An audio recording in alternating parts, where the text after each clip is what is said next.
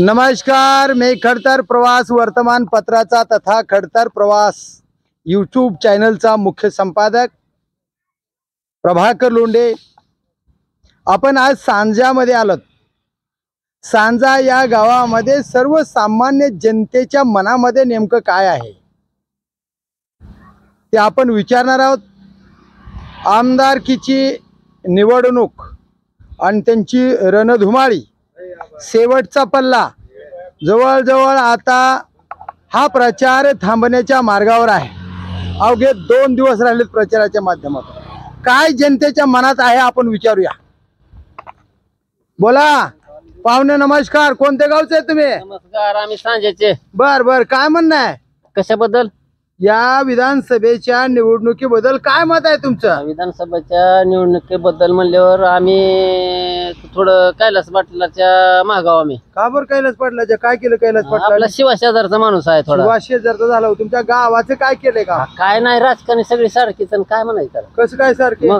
एकनाथ शिंदेने भरपूर दिलं म्हणे 2.5 वर्षामध्ये कोण नाही म्हणतंय दिलंय भरपूर, त्याचा विषय नाही। आम्ही नाराज कुणावरच नाही। बरं, आमचा शिवाशेजारचा माणूस घरचा असल्यासारखा माणूस आहे म्हणून आम्ही त्यांच्या बाजूला। काय मत आहे? म्हणते ते जाही म्हणाले म्हणून ते म्हणाला का तुम्ही? आम्ही पिंगळे। तुमचं काय पिंगळे? इथं शिवसेनेचा धनुष्यबाण दिसतोय जुन्या आहे ना। तुम्ही ही धनुष्यबाण चोरला आणि पिंगळे कसं काय निवडून येणार? चोरला फिरला ती जेव्हा दुसऱ्या गोष्टी नाही आमचं मांडायचं मत आहे। तुम्हाला काय मांडायचं ते मांडा की। काय असेल त्याचं काय पिंगळे चोरल्याचं काय नाही। मला काय पण म्हणायचं, आम्ही जिल्ह्याच्या विकासासाठी राणादादा घडाव राणादादाकडे राणादादांनी 42 वर्षे काम केलं धाराशिवावर। कसल्याही प्रकारचा विकास नाही अशा पद्धतीचं विरोधकाचं म्हणणं आहे। लोक काय म्हणत असेल, लोक काय बी म्हणत असतील विकास आहेच म्हणजे आहेच, म्हणजे दादांचा विकास आहे। काय दिलं गावाच्या विकासासाठी? काय विकास? आमचे रोड दिले भरपूर, काय काय दिलं। बर, काय दिलं? तळी दिली? नाही राणादादांनी भरपूर विकास केला, त्याच्याबद्दल काय नाही। पण तिथं आता खासदारकीला उभा आमदारकीला उभा नाही तर म्हणून आम्ही त्यांच्या बाजूला नव्हतो। नाहीतर कसं आहे, त्यांच्यासारखा विकास नाही इथं कुठे। कैलास दादा बी म्हणता एका बाजूनं झालं म्हणजे आपलं आम्ही माझं सांगले पिंगळ्यासाठी आम्ही दादा साहेब म्हणून सगळं पक्ष पिंगळ्याचं वर्चस्व उस्मानाबाद धाराशिव शहरामध्ये कशा पद्धतीने आहे तिकडलं काय माहित नाही। आमच्या गावातून आम्ही प्रयत्न करणार। लोक काय म्हणाले दादा, पिंगळे साहेब शिवसेनेमध्ये होते, पुन्हा भाजपामध्ये पुन्हा नीट राहिले, पुन्हा आले शिवसेनेत एकनाथ शिंदे साहेबांच्या। मग ह्याच्याबद्दल काय फटका बसेल दादाला? काय फटका? कोण हे तर पहिला आमदाराची तर कोण आलेला आहे। बर, सगळ्या आदला बदल्या साहित्याचं काय नाही, कोण जनता बघत नाही। दादांना काय मराठा सकल मराठा या आरक्षणाला दादाने विरोध केलेली एक क्लिप फिरते, त्याचा काय फटका बसेल? हे तर काय बोलले चालू आमदार तर कोणतरी कुठं बोलले, मराठा कुठलाच आमदार बोललेला नाही। बर मग आता कौल कुणाकडे आहे नेमकं? राणादादा पिंगळे। काय म्हणतात राणादादा तुमचं? राणादादा इथं निवडणुकीला उभारलेले आहेत, तुळजापूर मध्ये आहेत, पण या भागचा बोला साहेब काय मत आहे तुमचं? शिंदे तर आमचं मत आहे एकनाथभाई शिंदे। ज्या दिवशी बाळासाहेब ठाकरेच्या विचाराची प्रेरणा घेऊन उद्धव ठाकरे साहेबांनी केलेली चूक, त्याच्या चुकीची सुधारणा करून एकनाथभाई शिंदेने जी काय महायुती संघ येऊन सरकार स्थापन केलं, तीच आम्हाला त्या ठिकाणी अतिशय चांगलं वाटलं। का तर आम्ही बाळासाहेब ठाकरेच्या विचाराचे कट्टर शिवसैनिक, आणि असला विचार स्वतः बाळासाहेब असते तर उद्धव साहेबाला सुद्धा करू दिलं नसतं, पण उद्धव साहेबाच्या बगल बच्चेनी त्याला सुधरू दिलं नाही आणि काँग्रेसच्या मांडीवर नेऊन बसवलं आणि शरद पवारांच्या ताटाखालचं मांजर केलं। एकनाथ शिंदे साहेबांना हे पसंत नव्हतं, मान्य आहे का नाही? त्यांना नव्हतं ना, आमच्यासारख्या शिवसैनिकांना नव्हतं। मग 2.5 वर्षे एकनाथ शिंदे उद्धव साहेब ठाकरेंच्या मंत्रिमंडळात का बरं होते? तुम्ही त्यांना हॉटेलमध्ये कोंडून घेतले सगळे उमेदवार, आणि संजय राऊताच्या हातामध्ये तुम्ही लगाम दिला। काय करणार आहे एकनाथ शिंदे? नाही मला सांगा, एकनाथ शिंदे एकटा काय करणार आहे? एवढी ताकद होती की 40 माणसं घेऊन गुवाहाटीला पळून जाण्याची ताकद होती, त्यावेळेसच बंद करायचा होता पहिल्या स्टार्टला। एकनाथभाई शिंदेला ज्या वेळेस ही घटना कळली त्यावेळेस पासून त्या माणसानं विरोध केलाय। दिघे साहेबाच्या आणि बाळासाहेबाच्या विचाराचा हा एकनाथभाई शिंदे होता, पण लगी त्यानं थोडंच उद्धव ठाकरे साहेब ऐकणार, त्याचे ऐकणार नाही। गृहमंत्री ज्या दिवशी एक मूठ बांधली 40 आमदाराची, ज्यावेळेस एक मत झालं, सहमत झालं, त्यावेळेसच उद्धव ठाकरे साहेबाला बाजूला सारलं।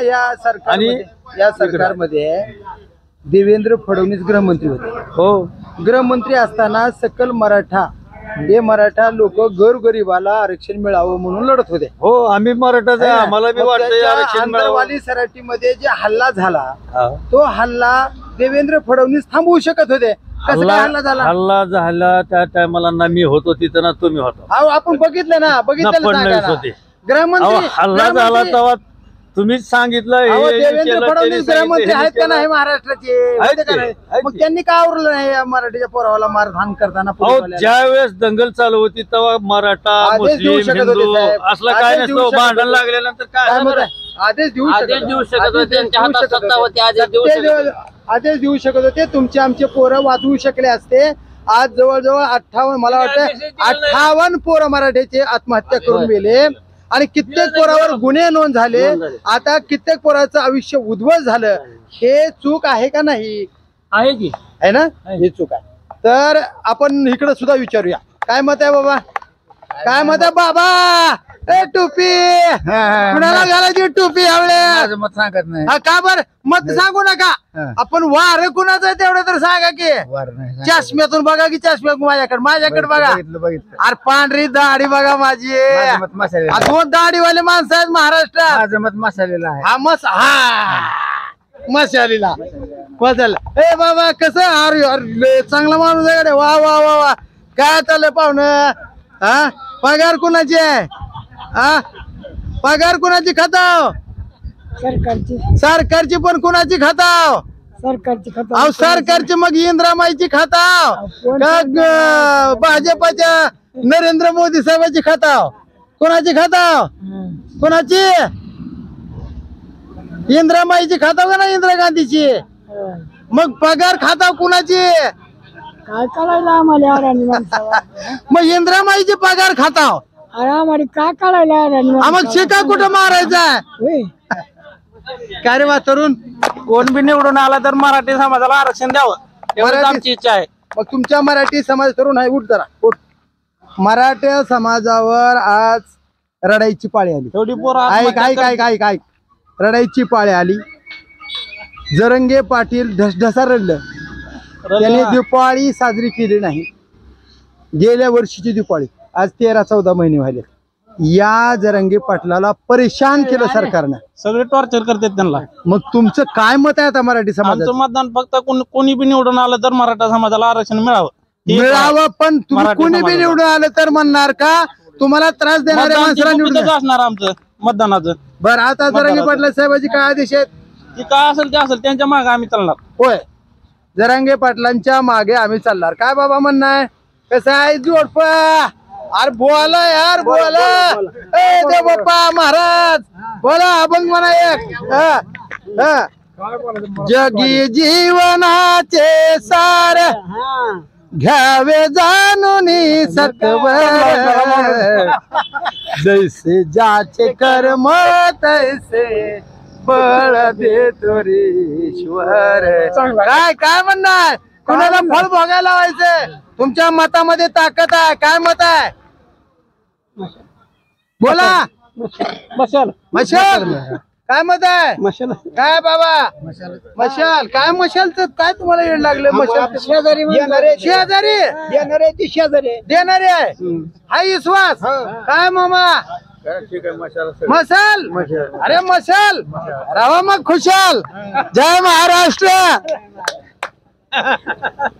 या गावामध्ये फक्त मशाल मशाल मशाल आणि मशाल. त्यांना म्हणले युट्यूब चॅनलचं संपादक या नात्यानं जर तुमच्याकडे असेल मशाल तर तुम्ही राहा खुशाल. येणाऱ्या 20 तारखेला कशा पद्धतीने कैलास दादा पाटील यांना किती मताने, बहुमताने, किती मताची वाटणी या कैलास दादा पाटील यांच्या पदरात पडणार आहे ते गाव ठरवणार आहे सांजा. कारण या सांजा गावामधूनच राजकारण चांगल्या पद्धतीने तापलं जातं.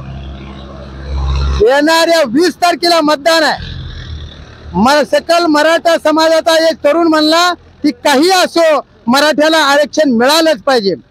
एकनाथ शिंदेचे काही कार्यकर्ते होते की ज्या वेळेस उद्धव साहेबांनी गद्दारी केली काँग्रेसकडे जाण्याची, ती गद्दारी केली म्हणून एकनाथ शिंदेने उद्धव बाळासाहेब ठाकरेंचा स्वाभिमान जपला, अशा पद्धतीच्या प्रतिक्रिया सांजामध्ये आहेत. पण सर्वात जास्त जोर कैलास दादा पाटील मसाल या चिन्हाकडे आहे. तर पाहूया येणाऱ्या काळामध्ये 20 तारखेला कुणाकडे मतदान जास्त होणार आहे आणि निकाल आहे 23 तारखेला. पाहूया येणाऱ्या काळातच. या 23 नोव्हेंबरला मी प्रभाकर लोंढे, खडतर प्रवास यूट्यूब चॅनल, या चॅनलचा मुख्य संपादक. या चॅनलला सबस्क्राईब करा, शेअर करा, लाईक करा, बेल आयकॉनचं बटन दाबा आणि असेच वेगवेगळे समाजहिताचे व्हिडिओ पाहण्यासाठी खडतर प्रवास यूट्यूब चॅनल सबस्क्राईब करा. धन्यवाद. जय हिंद, जय महाराष्ट्र.